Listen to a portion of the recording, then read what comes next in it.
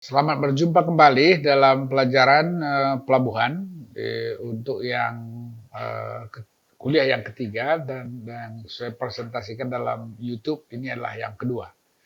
Jadi mari kita ikuti selanjutnya tentang bahan ajar kita yang pertama yaitu introduction, ya, introduction lanjutan dari yang minggu lalu.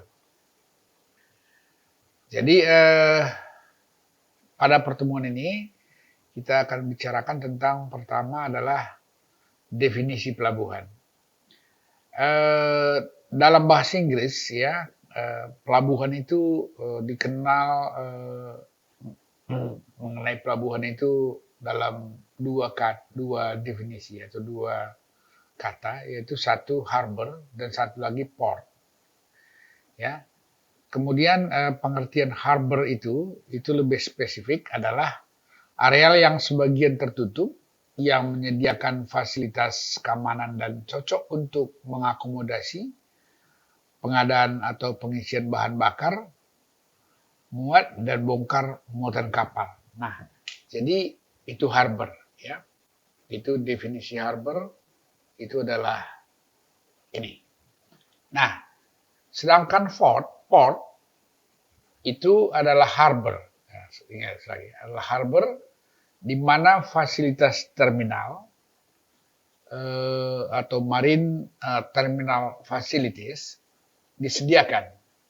Jadi port adalah sebuah tempat di mana secara reguler ya tersedia akomodasi untuk mentransfer barang atau orang ya ke dan dari kapal. Nah, jadi sekarang kalau begitu ya, port itu bisa didefinisikan adalah harbor tambah storage facility tambah communication facility dan fasilitas-fasilitas lain yang diperlukan di terminal. Nah, jadi yang kita bicarakan tentang pelabuhan itu adalah ini, ya.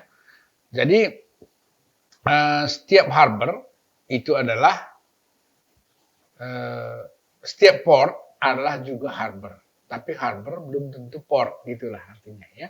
Jadi supaya dalam terminologi definisi bisa diartikan apa itu yang dimaksud dengan pelabuhan, itu adalah dalam definisi ini adalah port, ya. Ya, teruskan. Nah, sekarang kita bicarakan tentang komponen-komponen pelabuhan. Jadi apa saja komponen-komponen dalam pelabuhan tersebut. Jadi sesuai dengan definisi pelabuhan sebagaimana yang barusan kita lihat di slide sebelumnya, maka komponen-komponen pelabuhan itu secara umum terdiri dari satu adalah entrance channel. Jadi artinya entrance channel ini adalah pintu masuk, yakni berupa alur yang digunakan kapal memasuki pelabuhan. Ya, alur ini harus memiliki lebar yang cukup, ya.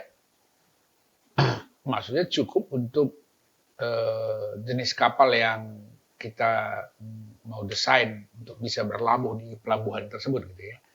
Untuk pelabuhan kecil, lebarnya mungkin hanya sekitar 100 meter. Dan pelabuhan yang sedang itu antara 100 ke 160 meter. Dan untuk pelabuhan besar antara 160 ke 260 meter. Jadi ini adalah alur ya yang memasuki pelabuhan untuk pintu masuk kapal.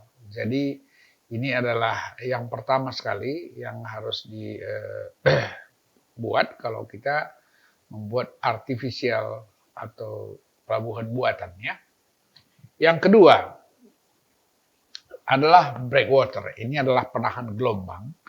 Ini bangunan penahan gelombang yang merupakan barrier pelindung pelabuhan yang terbuat dari beton atau batu susun yang dibangun dari garis pantai ke arah laut untuk melindungi kolam pelabuhan. Jadi breakwater ini untuk untuk daerah di mana pelabuhan dibangun, gelombang cukup tinggi atau angin cukup kencang gitu ya.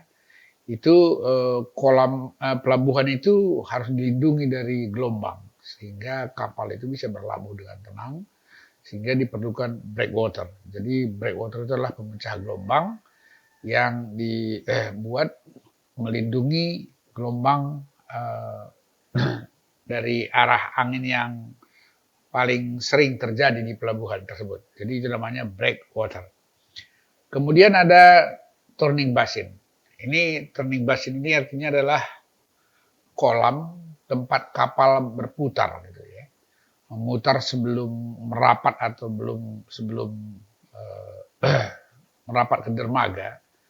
Yaitu harus ada satu tempat di mana dia bisa memutar ya. Jadi kalau untuk merapat ke pelabuhan itu namanya nanti adalah shelter basin. Jadi kalau di shelter basin ini itu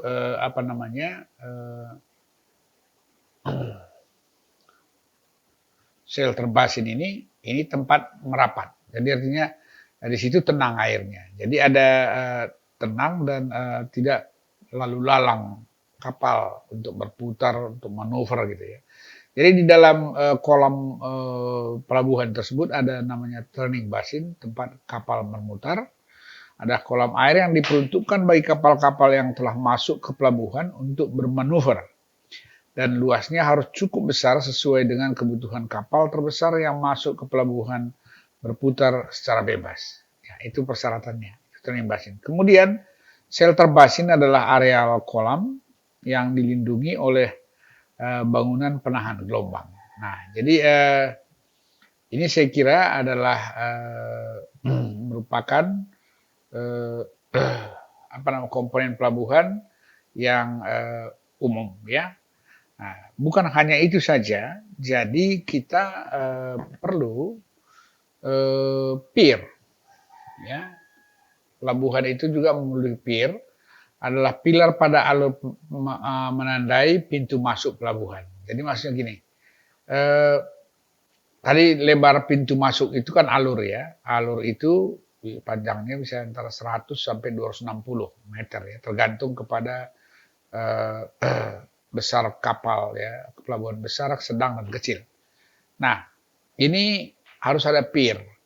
Pier itu artinya tiang penanda ya. Kalau di Belawan sana di Medan ya, di Belawan itu ada lampu satu katanya. Di situ biasanya dikasih lampu untuk malam-malam kapal itu tahu, oh itu penanda ya, untuk menandai pintu masuk. Jadi dari jauh pun nahoda itu tahu bahwa oh itu pintu kapal, pintu masuk pelabuhan, alur gitu, alur penanda ya. Kemudian ada RAF. RAF ini adalah pelataran atau platform atau juga dermaga ya, untuk kapal dibuat paralel dengan garis pantai. Jadi artinya dia paralel dengan garis pantai, tempat kapal bersandar. Tetapi yang dilengkapi dengan fasilitas tambatan kapal dan kapal bisa ditambatkan di sana.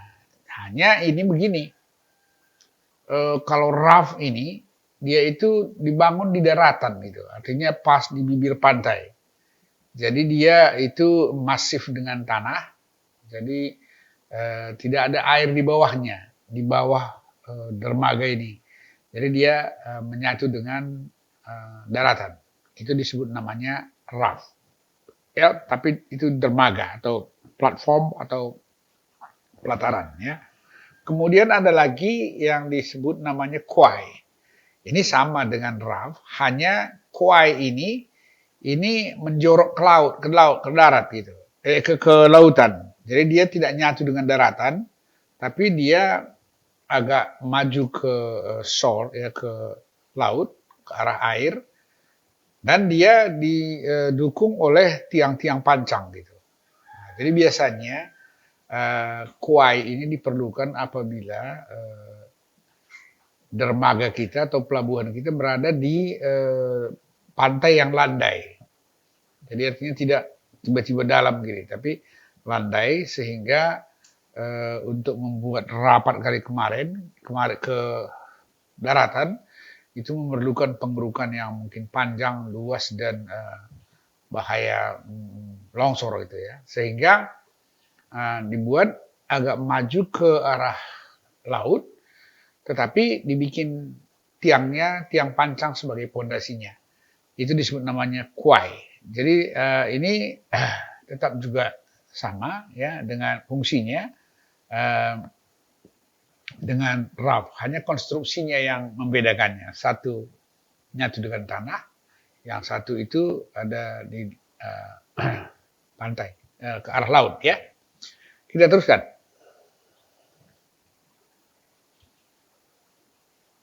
Nah, kemudian ada dry dock. Ini fasilitas umum juga yang fasilitas pendukung pelabuhan itu adalah ruang atau tempat yang disediakan untuk perawatan, perbaikan dan pembuatan kapal. Jadi ini ada dry dock ini biasanya adalah satu dock kapal bisa masuk.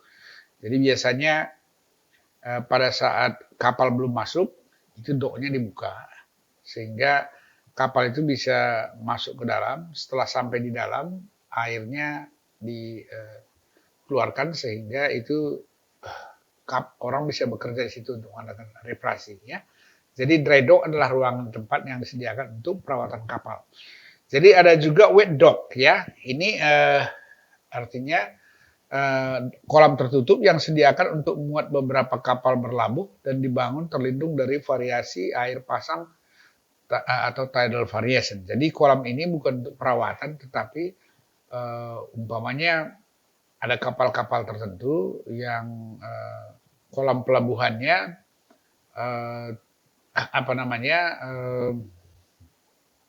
kadang-kadang kalau air surut gitu ya, kedalamannya nggak cukup sehingga kapal dikhawatirkan kandas gitu. Jadi dibuatkan satu wet dock namanya itu sedikit lebih dalam dari ini sehingga kapal bisa masuk ke dalam sehingga waktu pasang surut pun dia nggak kandas dan bisa loading dan unloading ya. Jadi itu namanya adalah wet dock. Tapi tidak semua pelabuhan memerlukan ini. Tapi kalau di tempat-tempat yang kedalaman airnya terbatas gitu ya, sehingga mungkin lebih ekonomis buat wet dock, dibuat wet dock. Kemudian ada jetty, ya. Jetty ini adalah sebuah pelataran juga sama seperti dermaga tadi, yang solid dibangun tegak lurus terhadap garis pantai untuk tempat tambatan kapal. Jadi ini biasanya jetty ini dibuat agak jauh ke area laut dan tegak lurus dengan pantai. Dan biasanya ini digunakan untuk tanker ya, untuk tanker pembawa minyak untuk bersandar di sana sehingga dari situ bisa dipompakan air ke silo-silo di daratan ya, atau dengan kapal tunda atau kapal-kapal kecil untuk merapat ke pelabuhan. Jadi ini biasanya dibuat agak menjorok jauh ke tengah laut, ke arah laut ya, sehingga dia bisa mendapatkan tempat yang bebas dari kolam pelabuhan biasa. Jadi dia fungsinya sama seperti dermaga, platform, tapi dia dibangun jetty. Jadi jembatan yang tiangnya semuanya adalah tiang pancang untuk mendukung pelatarannya. Itu jetty. Nah, secara umum ada 10 ini yang harus kita siapkan untuk namanya port atau pelabuhan ya. Nah, secara layout ya, ini skematiknya kira-kira ya, skema pelabuhan secara umum itu kira-kira seperti ini. Coba kita lihat ya. Yang pertama tadi adalah pintu masuk. Ini tadi yang lebarnya bisa antara 100 sampai 260-an ya meter. Nah, ini tergantung kelasnya tadi ya. Itu tadi yang kita buat. Tapi ini biasanya pintu masuk ini kanalnya dijauhkan sampai ke sana ya. Sehingga di sini kapal masuk itu tidak kandas. Sampai laut yang agak dalam lah. Jadi ini kalau ini tadi agak dangkal, daerah sini agak dangkal, ini dikeruk, kemudian sampai kedalaman yang aman gitu ya. Nah, jadi kapal keluar masuk melalui pintu ini. Itu yang pertama. Yang kedua itu adalah breakwater. Nah, ini tergantung kalau anginnya hanya datang dari sebelah gini ya, mungkin satu ini saja. Tapi kalau sering dari sini pun masuk, berarti kita pasangnya kiri kanan gitu ya. Nah, sehingga ini kolam pelabuhan ini itu aman dari gelombang atau anginnya. Ini adalah anginnya gitu. Nah, jadi dengan demikian maka kolam ini aman. Kemudian di bagian ini yang ini dibuat cukup luas sehingga nomor 3 ada yang tadi adalah tempat manuver kapal atau kolam untuk manuver atau overturning, turning kapal. Kemudian nomor 4 itu daerah yang sudah dekat ke dermaga, itu adalah kolam shelter tadi ya, shelter basin yang artinya agak tenang sudah. Jadi kapal di sini tidak terganggu oleh kapal-kapal yang bermanuver atau memutar bebas ya. Kemudian yang kelima itu adalah pier. Ini yang pier tadi. Pier itu kiri kanan ya. Jadi kiri kanan itu, nahoda kapal itu bisa lihat langsung. Di situ biasanya ini ada pondasinya di laut sana sehingga dia ada lampu. Bisa pasang lampu sehingga orang bisa tahu ini dan ini hidup, berarti itulah pintu masuk pelabuhan. Itu namanya pier atau pierhead. Nah, kemudian nomor 6 ya itu adalah raft. Nah, ini raft ini gambar ini sedikit harus diperbaiki ya karena ini dia harus rapat ke pantai ini. Nyatu dengan tanah. Jadi letaknya sebenarnya harus begini. Itu disebut raft. Jadi sebelah lautnya itu bisa dalam bentuk retaining wall ya sehingga tidak nyatu dengan dia nyatu dengan tanah. Jadi kira-kira begini. Ini bisa dibuat begini dan ini adalah tembok ya. Jadi kalau ada tambatan kapal ada di sini, jadi kapalnya nanti bersandarnya di sini gitu. Ini namanya raft ya. Namanya raft. Jadi ini bisa kendaraan lewat sini atau pelataran orang lah di sini.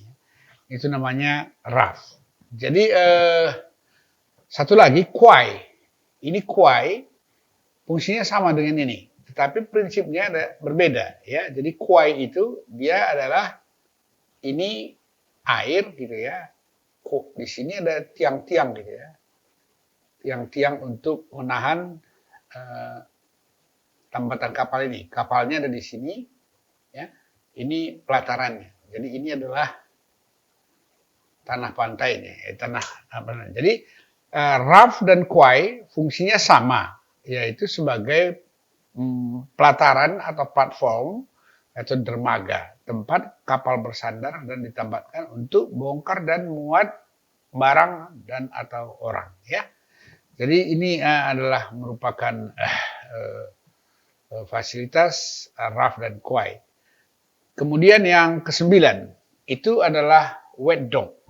Ya, ini artinya kapal bisa masuk ke dalam kalau umpamanya fluktuasi pasang tinggi dan pasang rendah itu besar, ya itu tidal namanya ya, tidal ya.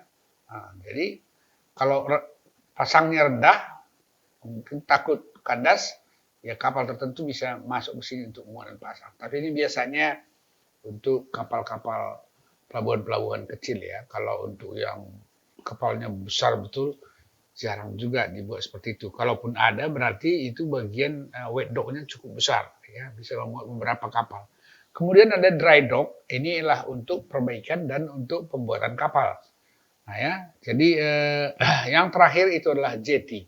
Jetty ini bisa berada di ini dan ini ada di beberapa tempat jetty-nya di luar dari sini bisa bikin panjang begini ya, panjang tegak lurus ke pantai dan di sini kapalnya bersandar di sini dan ditambat kemari. Jadi Ada 10 komponen pelabuhan yang umum, yang utama diperlukan. Ya, jadi kita lihat kembali ya.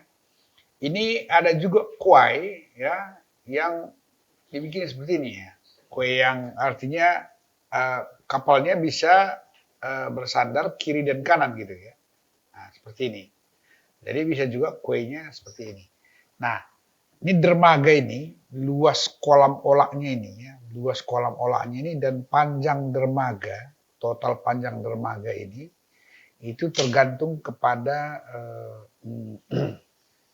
jumlah atau banyaknya kapal yang dilayani per satuan waktu satu pelabuhan. Berarti itu adalah size atau besarnya pelabuhan. Kemudian di samping komponen-komponen utama ini, fasilitas. Tadi kan port itu ada fasilitas ya. Jadi di situ bisa ada workshop, bisa ada terminal, bisa ada gudang, ya, gitu ya. Kemudian ada apa namanya tempat tangki pengisian bahan BBM gitu ya. Jadi bisa disiapkan semua sesuai dengan keperluan kapal. Nah, kemudian ada open space, ada cold storage gitu ya. Jadi ada di gudang di sini mungkin tersedia. Jadi semua peralatan yang diperlukan penunjang ini itu kebutuhan utamanya ada yang 10 ini. Kemudian ada fasilitas itu bisa kantor, gudang, apa namanya galon untuk fuel dan segala macam ya. Baik, kita teruskan.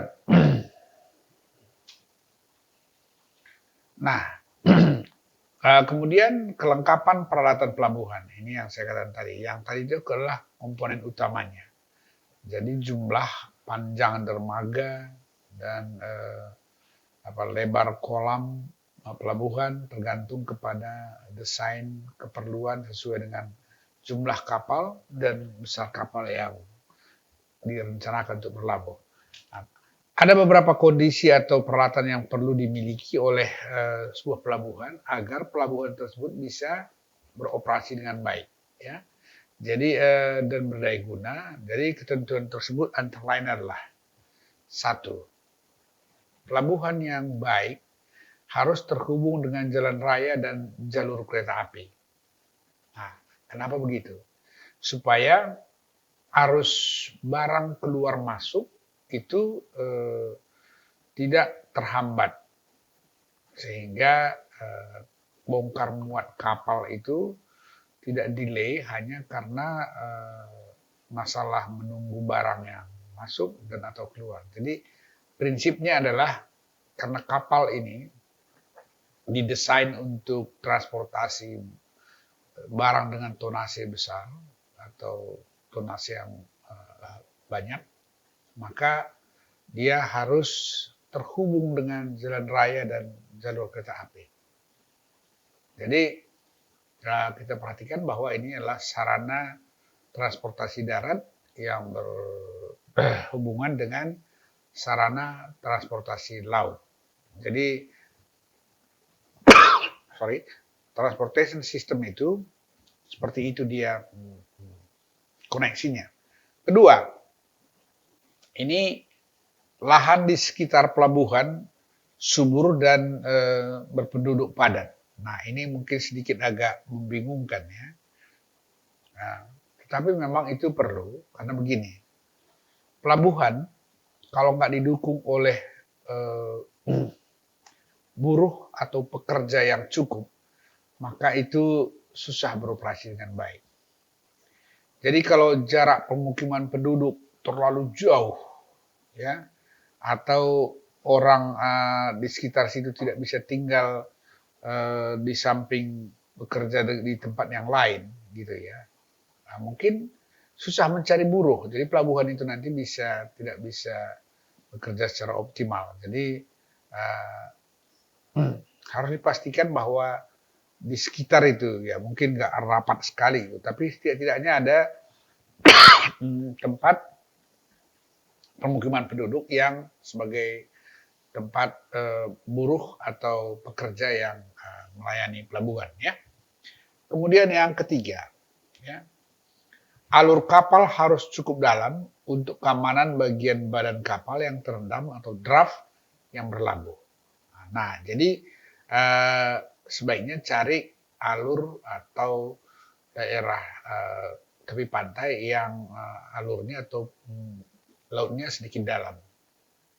Kenapa? Karena mungkin yang tidak dalam pun bisa, tetapi nanti kita banyak biaya untuk mengerukan. Ya. Jadi salah satu contoh seperti Pelabuhan Belawan, itu sebenarnya dia berada di muara Sungai Belawan dan Sungai Deli. Jadi ini apapun yang terjadi bahwa endapan di situ itu setiap tahun besar karena sungai ini membawa endapan dua-dua, sementara pelabuhan itu berada di antaranya, ya, di antara muara Sungai Deli dan muara Sungai Belawan. Jadi untuk menjaga itu supaya tetap dalam, maka dia harus selalu dikeruk, ya. Kalau Belawan itu ada kapal keruknya tersedia supaya itu bisa dijaga, pelabuhannya bisa aman untuk berlabuh, ya. Tetapi kalau umpamanya pelabuhan itu alurnya dalam, secara natural, it's good, ya. Tetapi kadang-kala kalau di pantai timur Sumatera ini agak susah, karena ini semua adalah daerah muara sungai. Pantai barat relatif lebih dalam, seperti Sibolga, Teluk Bayur, itu semua pantai barat Sumatera. Itu agak sedikit dalam airnya. Sabang, ya, di Aceh sana itu juga agak dalam. Tetapi kalau pantai barat ini, pantai timur itu seperti Bagan Siapi-api, kemudian Inalum, kemudian Pangkalan Berandan, Tanjung Balai, Belawan, itu semua daerah yang landai yang perlu pendalaman, ya. Kemudian yang keempat, pelindung ombak harus tersedia untuk melindungi kerusakan yang diakibatkan oleh gelombang. Nah, kalau tadi ya soal kedalaman itu contoh, ini sebagai contoh aja. Pantai timur Sumatera itu Selat Malaka, itu gelombangnya tidak terlalu besar.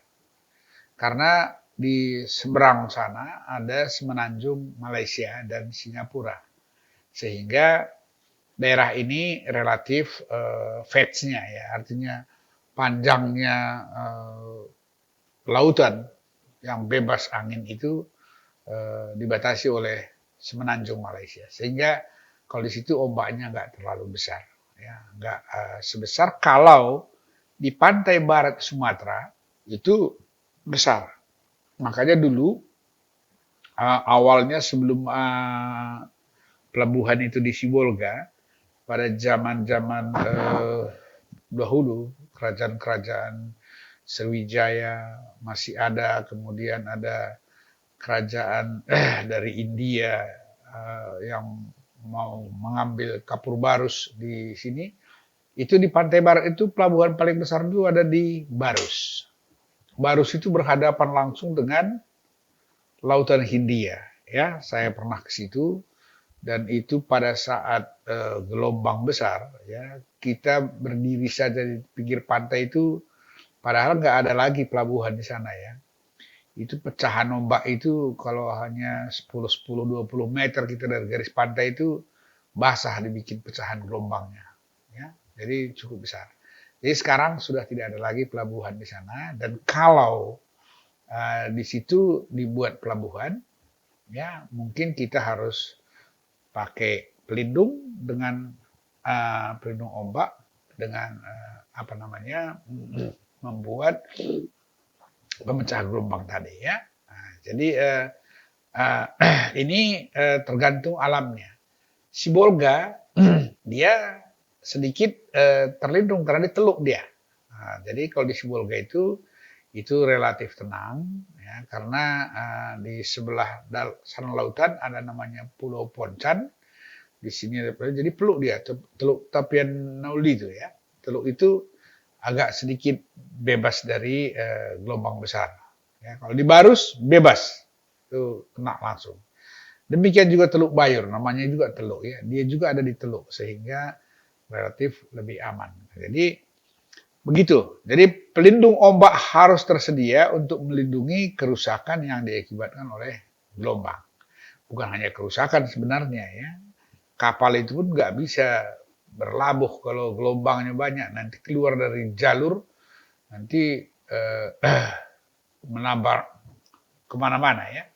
Kemudian yang berikutnya, jumlah quay, pier, dan raft harus cukup. Nah, ini masalah jumlah kapal yang berlabuh yang diizinkan, gitu ya. Tergantung berapa banyak kapal yang mau dilayani oleh pelabuhan tersebut per satuan waktu.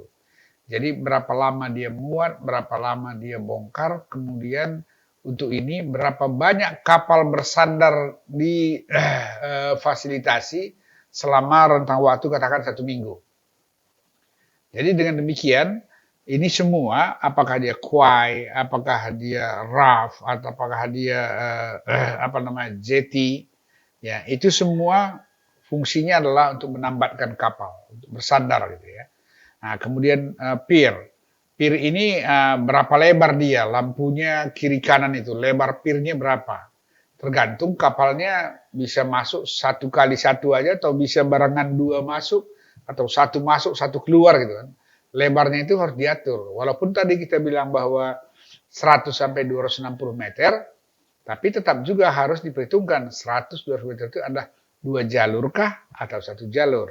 Kalau 1 jalur berarti yang kalau ada yang mau keluar, yang mau masuk standby dulu. Atau yang mau keluar standby dulu, silakan masuk dulu yang lain gitu. Nah, ini adalah merupakan desain atau perencanaan nanti waktu kuliah-kuliah berikutnya ya. Nah, jadi jumlah quay, jumlah pier itu biasanya 2, tetapi kalau umpamanya diperlukan sepanjang jalur itu yang di luar kolam ke arah lautan, itu pemandunya ya bisa bikin beberapa biji supaya jangan kandas ke kiri kanan pelabuhannya, alur masuk. Kemudian harus tersedia fasilitas untuk bahan bakar, fuel, itu yang saya bilang tadi. Harus ada pompa bensin, pompa solar atau pompa di pelabuhan tersebut. Perbaikan dan lain-lain, itu dock tadi ya, untuk kapal dan administrasi pelabuhan. Jadi ada orang di sana berarti fuel itu Pertamax, Pertalite, bensin, solar, semua tersedia di sana. Daerah pelabuhan harus cukup besar. Jadi maksudnya begini. Kalaupun belum dipakai seluruhnya, sebaiknya pelabuhan tersebut dibebaskan lahannya cukup luas supaya kalau ada pengembangan diperlukan, tidak terlalu sulit melakukannya di tempat itu. Baik pengembangan gudang, pengembangan perkantoran, pengembangan dermaga gitu ya, dan pengembangan fasilitas lainnya. Jadi sekali direncanakan, rancang untuk sampai pengembangan yang berapa stage gitu yang diakomodasi. Harus cukup tersedia ruang penyimpanan yang dingin atau cold storage. Itu saya bilang tadi supaya kalau ada barang-barang yang cepat busuk seperti ikan, sayur mayur gitu ya, tersedia di sana penyimpanan cold storage sampai temperatur tertentu sehingga barang bagi orang yang berdagang atau melakukan ekspor impor, barang-barangnya terlindung dalam cold storage tersebut ya. Jadi ini adalah kelengkapan peralatan. Satu pelabuhan yang baik harus punya kelengkapan seperti ini. Kemudian selanjutnya adalah klasifikasi pelabuhan. Ini klasifikasinya kita bisa kelompokkan dalam berdasarkan satu proteksi atau perlindungan ya. Apakah dia memerlukan perlindungan atau tidak seperti saya katakan tadi. Kalau di pantai timur mungkin tidak memerlukan perlindungan breakwater yang signifikan. Kemudian kalau di pantai barat Sumatera perlu, di Jawa pun gitu. pantai utara mungkin tidak terlalu, tapi kalau pantai selatan lepas lagi ke luas sana gitu kan. Nah, itu hal-hal seperti itu merupakan bagian dalam perencanaan yang harus diperhitungkan. Nah, di wilayah mana kita bangun gitu ya.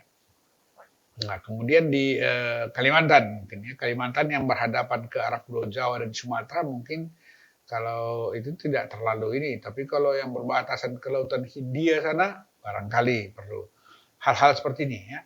Kemudian utilitas, berdasarkan utilitas. Klasifikasi pelabuhan berdasarkan utilitas dan berdasarkan lokasi ya. Nah, jadi klasifikasi pelabuhan ini bisa dibedakan berdasarkan 3 sudut pandang ini ya. Mari kita lihat. Oke, nah pertama klasifikasi pelabuhan berdasarkan kebutuhan proteksi atau kebutuhan perlindungan. Jadi kalau dilihat dari kebutuhan ini, maka pelabuhan itu dibagi menjadi pertama adalah pelabuhan alam, natural harbor atau natural port ya. Adalah pelabuhan yang terlindung dari badai dan gelombang secara alamiah. Ya, jadi perlindungan secara alamiah dimaksud dapat berupa kontur tanah, gugus batuan tanpa tanaman atau pulau ya. Jadi ini adalah alam namanya. Umpamanya ada gugus-gugus pulau banyak gitu ya. Kemudian karena banyak gugus-gugus pulau ini sehingga angin tidak bisa menciptakan gelombang yang besar terhadap pelabuhan itu. Sehingga pelabuhan itu terlindung ya. Nah, jadi artinya kita nggak perlu membuat breakwater ya.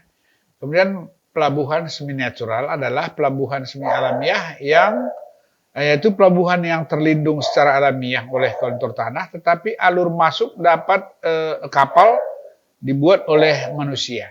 Nah, jadi artinya alur kapalnya atau jalan keluar masuknya itu harus dikeruk, mungkin karena kurang dalam, tetapi dari gelombang itu tidak perlu. Berarti itu agak safe ya. Itu namanya semi natural. Kemudian ada berdasarkan proteksi masih ya, ada pelabuhan buatan atau artifisial ya. Artifisial pelabuhan yang sepenuhnya baik kolamnya, alurnya itu semuanya adalah buatan manusia. Breakwaternya semuanya buatan manusia. Kemudian di samping itu ada juga namanya adalah pelabuhan komersial. Ya, nah, ini perlindungan terhadap pelabuhan komersial ini juga memerlukan perhatian khusus. Dia memerlukan dock, ya gitu ya, dengan fasilitas untuk bongkar muat yang barang dan kargo. Nah, itu juga kargonya harus diperhitungkan sebagai salah satu tempat persandaran kapal yang visible gitu ya. Nah, kemudian pelabuhan yang terlindung atau refuge harbor, artinya ini adalah pelabuhan yang dibuat sedemikian rupa sehingga kapal-kapal terlindung dari badai. Pelabuhan sedemikian dapat saja dibuat sebagai pelabuhan komersial. Nah, ini memerlukan proteksi yang khusus untuk yang pelabuhan-pelabuhan yang seperti ini disebut namanya pembagian pelabuhan berdasarkan kebutuhan proteksi. Ini tadi adalah merupakan klasifikasi pelabuhan berdasarkan proteksi. Nah, ini saya mau tunjukkan kira-kira pelabuhan yang tadi yang disebutkan natural ya, natural protection. Jadi ini seperti ini contohnya. Ini kan banyak pulau-pulau ini kan. Nah, ini banyak pulau-pulau. Ini pulau-pulau, ini pulau-pulau. Nah, ini road street-nya ini maksudnya jalur ya. Ini road street bisa masuk ke pelabuhan ini ya, jalurnya. Jadi ini adalah alur ya. Ini adalah alur dari pelabuhan tersebut. Jadi alurnya itu dia navigatable, artinya nggak usah dikeruk, nggak usah dibuat bangunan pelindung ombak. Dia itu bisa dimasuki karena kenapa? Ada pelindung-pelindung alam yang tersedia. Nah, ini yang disebut namanya adalah pelabuhan alam atau natural port atau natural harbor. Jadi berdasarkan perlindungan tadi, inilah kategori yang disebut dengan namanya pelabuhan alam atau natural harbor ya. Baik, kita teruskan. Nah, ini adalah artifisial ya. Kenapa kita sebut namanya artifisial? Karena ini perlu perlindungan breakwater ya, breakwater. Nggak ada pulau kayak seperti itu tadi ya. Kemudian ini roadsteadnya, jalurnya ya, jalurnya harus dibuat sendiri ya, ini dibuat sendiri supaya kapal bisa masuk ya, gitu. Kemudian ini juga kanalnya dibuat sendiri supaya kapal itu bisa bersandar di dok ini. Ini adalah contoh dari apa namanya pelabuhan buatan atau artifisial. Ya, ini buatan. Kita teruskan. Ini adalah sketsa dari yang natural juga ya, natural port. Sekarang coba lihat ya. Ini inland, berarti ini daratan ya. Kemudian ini roadstead, jadi alur, jalur kapal bisa keluar masuk. Kemudian ini adalah lautan. Nah, jadi di sini ada daratan, jadi ini adalah alur. Nah, jadi ini mungkin bisa gabungan antara artificial sama natural. Jadi dia semi semi natural ya. Karena di sini mungkin ada kalanya alurnya perlu didalamkan. Atau mungkin ini di daerah sini, karena ini mungkin alur sungai gitu ya, ini mungkin perlu didalamkan. Jadi beberapa alur ini perlu didalamkan kalau umpamanya diperlukan membuat satu dok atau dermaga di inland sana. Nah, ini berarti ya, memilih lokasi pelabuhan ya itu kondisi alam atau situasi lapangan itu perlu disurvei secara seksama, baik kondisi kedalaman airnya dan stabilitas daratannya ya, atau stabilitas pantai, garis pantai ini. Itu penting supaya tahu kita meletakkan pelabuhan di mana gitu. Apakah pelabuhan kita ini abrasi atau mendesak ke laut gitu. Kalau yang ada ada tendensi abrasi, berarti kuainya nanti perlu proteksi untuk buat dermaganya. Pastikan bahwa harus ada penahan gelombangnya supaya jangan terjadi penggerusan yang terus-menerus terhadap pelabuhan gitu. Nah, kira-kira seperti ini ya untuk berdasarkan lokasinya ini ya. Ya teruskan. Sekarang tadi berdasarkan proteksi ya. Sekarang berdasarkan lokasi. Ditinjau dari aspek lokasi sebuah pelabuhan, maka pelabuhan dibedakan atas pelabuhan laut. Ini di kuliah pertama pun sudah di slide sebelumnya waktu kita YouTube yang pertama sudah saya sebutkan ini. Namanya adalah Ocean Harbor. Kemudian pelabuhan sungai.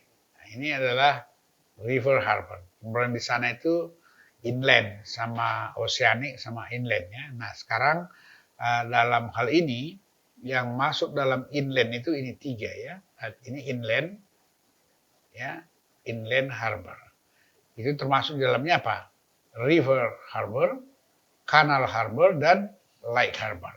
Nah, jadi sekarang Oceanic Harbor itu pelabuhan laut, kemudian Inland Harbor bisa dalam bentuk River Harbor, Canal Harbor, dan Lake Harbor. Ya, ini saya kira pelabuhan danau, pelabuhan kanal, pelabuhan sungai. Ya, kalau di Eropa itu banyak pelabuhan sungai. Nah, itu Sungai Rhine itu adalah sungai yang paling panjang dan besar di Eropa. Itu mengalir dari Eropa Timur, ya, di daerah Eropa Timur di sana, dari Jerman Timur sana, terus bermuaranya ke Amsterdam, ya. di Belanda. Jadi mulai dari Amsterdam itu sampai ke wilayah Jerman sana, itu sepanjang jalan banyak pelabuhan sungai, ya. Jadi itu merupakan transport yang sibuk itu di Eropa. Itu salah satu adalah Sungai Rhine, ya. Jadi kalau kita lihat sungai panjang karena di sana landai dan dalam sungainya, maka itu banyak dilalui oleh kapal-kapal sedang, ya. Karena Sungai Rhine itu lebar.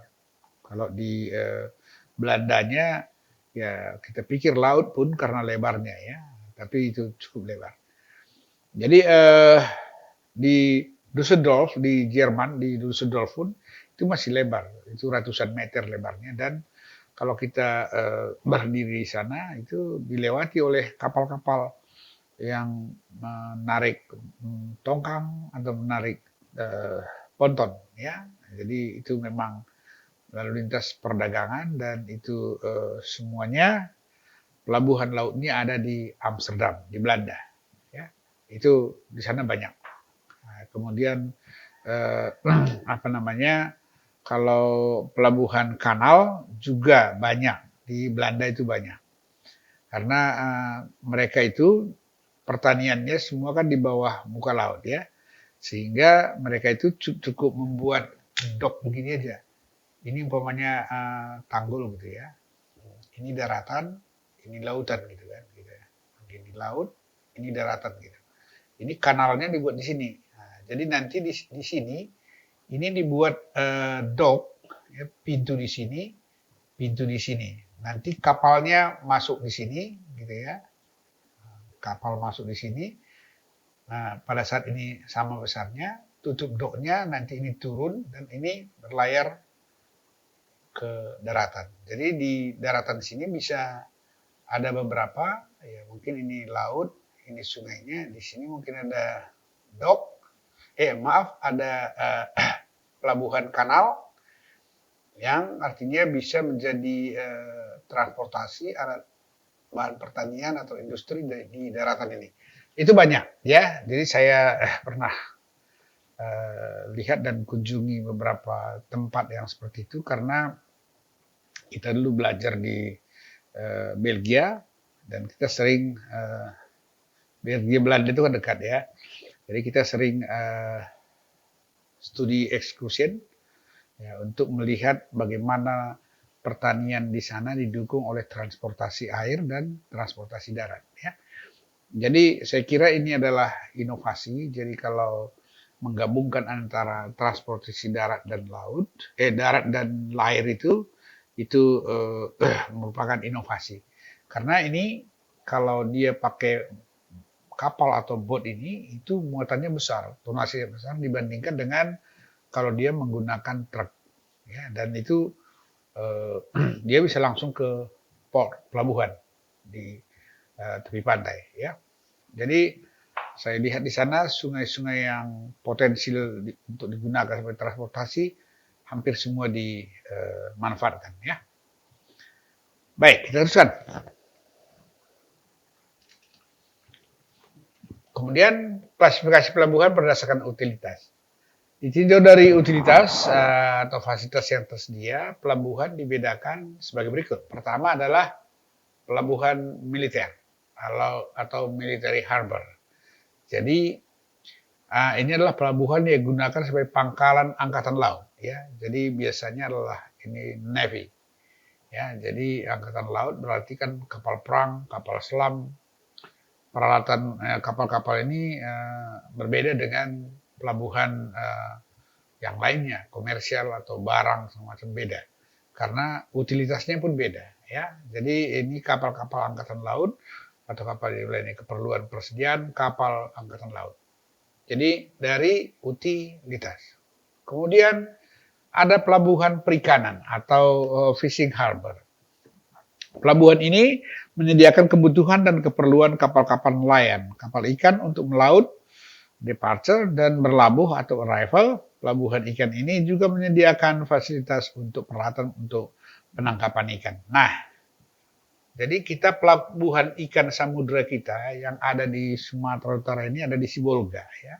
Jadi kalau nanti Anda ke sana itu di daerah Pandan ini itu ada pelabuhan ikan. Masih di administrasi Sibolga tapi ke arah Pandan ya. Sementara kalau pelabuhan orang dan barang itu ada di daerah Sibolga Kota. Jadi di sana itu ada pelabuhan ikan samudra. Jadi artinya cukup besar dan fasilitasnya beda dengan pelabuhan militer dan beda dengan pelabuhan angkutan barang dan orang. Ya. Jadi yang disediakan di sana adalah keperluan untuk para pelaut kapal yang menangkap ikan.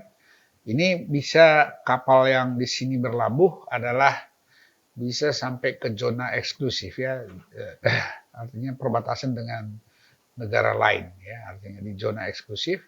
Jadi kapalnya cukup lumayan besar, bisa berlabuh berminggu-minggu ya, baru kembali lagi. Dan semua fasilitasnya disiapkan di pelabuhan itu. Jadi sekali lagi ada pelabuhan militer, ada pelabuhan perikanan ya. Ini adalah membedakan antara fasilitas. Dan tadi ada pelabuhan komersial ya, atau pelabuhan barang dan orang ya, dan ada juga pelabuhan peti kemas ya. Nah, jadi tadi sudah ya ada beberapa pelabuhan itu. Kemudian klasifikasi sarana pelabuhan itu merupakan sarana pelabuhan tadi ya. Itu ada sarana pelabuhan oceanic dan ada sarana pelabuhan river atau kanal ya. Jadi ini adalah sarana pelabuhan untuk oceanic diperuntukkan bagi kapal-kapal besar yang berlayar di lautan lepas. Tapi kalau untuk river seperti saya katakan tadi, sarana pelabuhan disediakan untuk melayani kapal-kapal yang berlayar sungai terletak di daratan dan pinggir sungai. Nah, ya. Kemudian sarana pelabuhan luar negeri itu entry port adalah sarana pelabuhan di mana warga negara asing dan barang harus diperiksa di clearance. Jadi ada custom, ada bea cukai gitu ya, terlebih dahulu dan imigrasi sebelum keluar dan masuk dari pelabuhan. Kemudian ada free port atau pelabuhan bebas, adalah pelabuhan yang terisolasi, tertutup di mana barang-barang mendapat disimpan, dicampur, di-packing, diolah dan dikapalkan kembali tanpa membayar pajak. Ya, jadi ini klasifikasi pelabuhan. Jadi coba lihat ya, ada pelabuhan bebas, ada pelabuhan luar negeri. Seperti kalau kita pelabuhan luar negeri kita itu yang ada melayani trayek ke luar ya, ke luar negeri. Kalau di pelabuhan barang itu semua seperti Belawan, Tanjung Priuk, kemudian pelabuhan-pelabuhan Sibolga itu yang melayani ekspor semuanya bisa masuk keluar negeri. Tetapi angkutan orang ke luar negeri ya mungkin ada juga di dalam bentuk ferry ya, itu ada, bisa dari Belawan orang bisa ke Penang, dari Batam bisa ke Singapura, bisa ke Malaysia gitu ya. Tapi itu semua disebut namanya sarana pelabuhan luar negeri. Yang membedakannya adalah harus ada imigrasi, bea cukai dan pengamanan pelabuhan ya. Oke, jadi saya kira sekian saja pertemuan kita hari ini untuk kuliah yang ini. Sampai ketemu di kuliah berikutnya atau pertemuan kita berikutnya. Salam.